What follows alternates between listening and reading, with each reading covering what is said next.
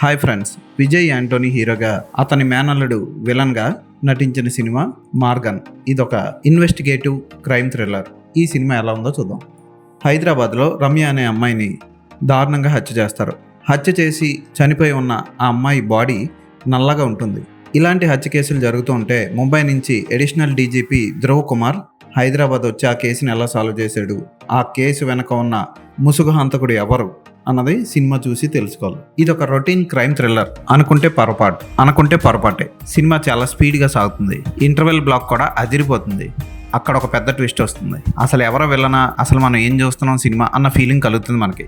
ఇంకా అక్కడి నుంచి హీరో తన తెలివిని ఉపయోగించకుండా విలన్ యొక్క శక్తులు ఉపయోగించుకుంటూ పోవడం రొటీన్గా అనిపిస్తుంది. అయినా పర్వాలేదు, క్లైమాక్స్ని బాగానే ముగించారు. కొంచెం సాగదీసినట్లు అనిపిస్తుంది. విజయ్ యాంటోనీ ఎప్పటిలాగే సింగిల్ ఎక్స్ప్రెషన్తోనే నటించాడు. పెద్దగా చేసిందే లేదు, కానీ అతను అందించిన బ్యాక్గ్రౌండ్ స్కోర్ బాగుంది. విలన్గా నటించిన విజయ్ యాంటోనీ మేనల్లుడు అజయ్ దిశాన్ బాగా చేశాడు.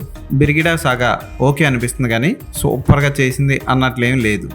హీరో ఫ్లాష్ బ్యాక్ ఎపిసోడ్కి ఈ హత్యలకి చిన్న కనెక్షన్ ఉంటుంది. ఆ కనెక్షన్ కూడా ఓకే అనిపిస్తుంది తప్ప అయ్య బాబోయ్ అన్న టైప్లో ఏం ఉండదు. కానీ సినిమాకి ఎంత అవసరం అంతే సస్పెన్స్ని యాడ్ చేస్తూ మెల్లిగా ట్విస్టులు విప్పుకుంటూ ప్రేక్షకుడిని సీట్లో కూర్చోబెట్టాడు దర్శకుడు.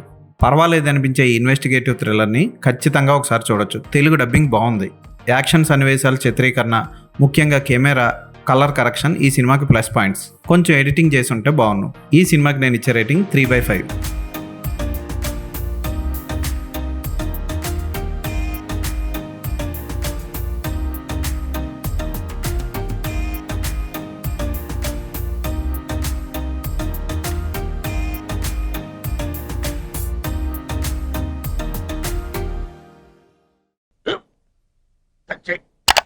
స్కూల్ బెంచ్ లాగా ఎంత గట్టిగా ఉందోరా?